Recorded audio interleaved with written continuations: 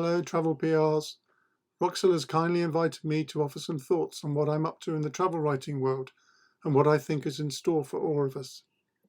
Well, to start with, I was 2 months into a 3-month trip around India when the pandemic broke in mid-March, so I had to hotfoot it back from the bars and beaches of Goa. I now haven't been anywhere for 2 months, which is something of a record for me. So what am I working on now? Most of my India commissions were for the Telegraph. Some have been filed, but after chatting with the editors there, I'm holding back on writing others destined for print until we know that travellers can definitely follow in my footsteps. While this might be frustrating to clients expecting coverage and possibly advanced bookings, I think this is a sensible approach. Readers are still very cautious about travelling, and it also means a story can run at an optimum time and be adapted to the latest situation. I feel this is preferable to disappearing into the dream trip stories box, and while everyone else of course wants action on the call to action, I don't believe many travellers are ready for a big trip yet. This is mainly due to the uncertain economic future, fears of a second spike, and thorny issues such as refunds, safety, and what sort of travel insurance they can now get. Travel clients looking for an edge will probably do well to address such burning questions rather than simply saying the beach here is lovely when you're ready. People will need some hand-holding here, convincing that they will not suffer if things flare up again. I'm personally several £1,000s out of pocket due to an airline that stubbornly refuses to pay back money they have taken for services not provided. Am I pitching stories? Not much. As you can see, all the pages are down and editors are being very resourceful, filling them with travel memories, predictions and consumer advice. I see this as an interim phase that won't improve until advertising picks up.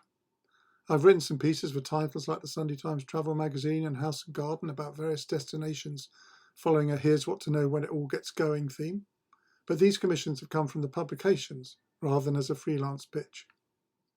As you may know, for the last year I've also been writing a weekly aviation travel news column for the Daily Mail, which will hopefully return once flights resume and the section grows. So feel free to email me through anything to do with airlines, airports, lounges and airport hotels, transport links and so on. I also specialise in the Caribbean and will certainly head there as soon as it makes sense. So I'm happy to be kept abreast of all developments there, including corona recovery items, as there is an ongoing interest from other outlets in that area. What can PRs do to help freelancers like myself? Stop sending virtual travel releases, as that bandwagon has surely passed. A refresher update on our staff and client list wouldn't go amiss. Some PRs I've emailed here have not replied, possibly furloughed or laid off, while others have acquired clients but not spread the word. The pandemic will inevitably bring changes amongst media as well as PRs, so don't hesitate to reiterate who you represent and the best contacts to liaise with. For PRs with destinations and tourist boards, I'd also suggest looking beyond the inevitable lockdowns over stories to what's new and vibrant in a place, including festivals, sporting events, expos, and any new museum or site or experience. It'll take time for things to pick up, and in my view, you can't look too far ahead. So if your release doesn't inspire thoughts such as, oh, I really want to do that, maybe don't send it. As for the future, travel will certainly return, but it will never be the same. And travel PRs shouldn't be the same either. It's probably time to forget the new cookies that turn down releases and get serious. The golden age of cheap flights is clearly over, which is no great loss given the great environmental cost. And the move towards sustainable, responsible and community-considerate travel that is already on the rise will hopefully gather strength. We all need to travel less and better. This is a great industry and I'm proud to be part of it. So here's to cooking up more trips and stories.